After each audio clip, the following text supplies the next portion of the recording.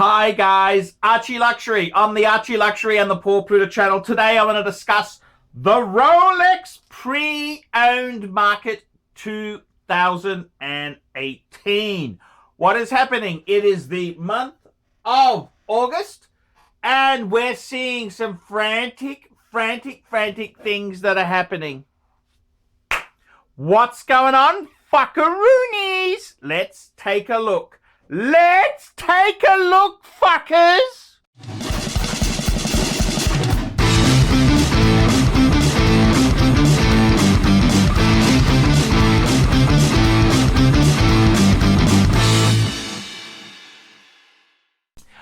Okay, the Rolex market 2018 mid-year update. Well, what's happened? Wow, Basil, razzle, dazzle, Basil world. Well, that's all over now. And the hype and hysteria has exploded. What has happened? Well, fuckaroonies, let me tell you. The big, of course, Basil world release for Rolex was the Pepsi GMT. And also Rolex's sister brand, Tudor Pepsi GMT. So basically, guys, what we're seeing happening with this very hot watch is the Rolex has started to hit the market and speculators have come in, they've scooped up the limited stock and they've done a bit of profit taking. The Rolex Pepsi GMT was selling for as high as in Australia was selling for as high as 35,000. Prices have fallen. It then fell to 30. I've been told today from a leading dealer in Australia, who I will not name to protect the guilty, I could get my hands on a Rolex Steel Pepsi on the Jubilee bracelet. This is a brand spanking new model for as little as $18,000. I believe the dealer has told me he believes prices should fluctuate and settle about the 15,000 Australian dollar mark. The other interesting thing is the Rolex Tudor, the Tudor Pepsi. Now, the Tudor Pepsis came onto the market with a lot of fanfare and pizzazz. Stocks in Australia are very limited. However, in other parts of the world, we're seeing the massive premiums shrink. We are starting to see those premiums shrink drastically. And it's not unheard of for people to be passing these off at retail, if not a smidgen, a bee's dick over retail. The Tudor Pepsi on the bracelet is proving to be the most popular of the Tudor releases. However, this here is a very interesting situation. It's something that we're really going to have to see how it pans out in the next few months, whether Tudor can maintain a premium for this product. There is absolutely no discounting on the Tudor Pepsi GMT. And surprisingly, the Tudor 58, that's the slightly smaller Black Bay version, they're proving very popular. I suspect they'll be going in the used market slightly under retail after Christmas. The other thing that's happening in the Rolex market is the Daytona. Daytona continues to be extremely difficult, extremely hard to get. The Panda is the premium piece. The Panda itself is selling for about $2,000 to $3,000. Over the black dial, that's correct. $2,000 to $3,000 more for a Panda instead of the black dial. The situation is following through. We're getting to a stage where pre-ceramic Rolex-based Daytonas in steel are going to probably overtake the ceramic Daytonas in the next 2 to 3 years. At the moment, the ceramic is slightly higher, but expect prices to fall in the not too distant future. The Zenith movement Daytonas in the secondary market is getting stronger and stronger, and this reflects the watch waste industry's respect for Zenith. The steel sports Rolex market is getting fucking You cannot get a no-date sub. You cannot get a black dial, black bezel date Submariner. You cannot get a sea dweller. The Pepsis are impossible. The Batman, the Hulks, they're all very, very hard to get. Steel Sports Rolex, very, very hard to get. A lot of dealers are packaging, meaning you need to, if you want to get one of these hot models like a Hulk or a Batman, you have to buy a dog shit model to go with it. It's called packaging. The Americans have done it for years. And welcome to capitalism, fuckers. Welcome to capitalism. The Rolex market itself, the interesting anomaly is now the Rolex Datejust. The Rolex Datejust, the Datejust 41.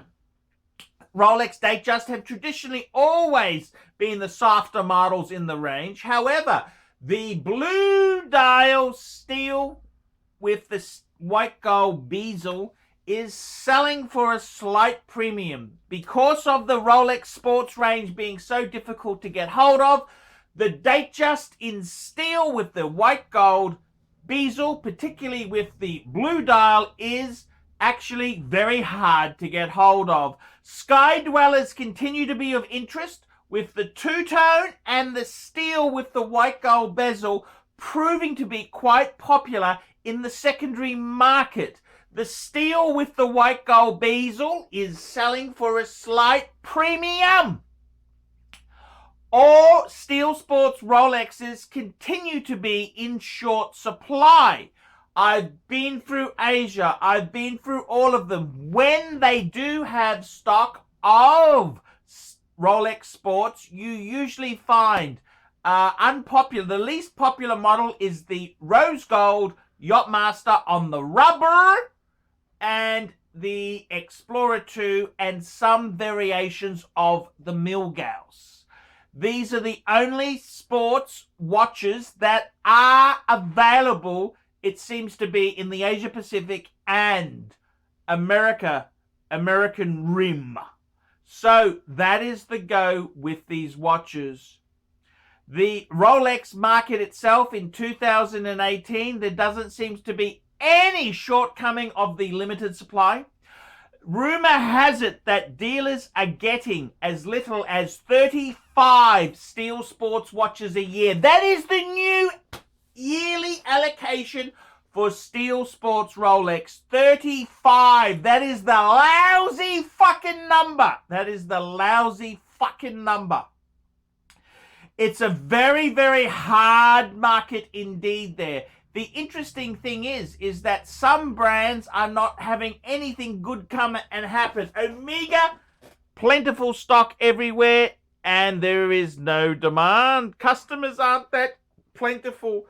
Breitling, the investment bankers, came in and thought this was a cash cow to fuck all cash cows. Well, the investment bankers seem to have hit the wrong note. Their greedy, materialistic, nasty ways have not proven themselves with the Weiss community.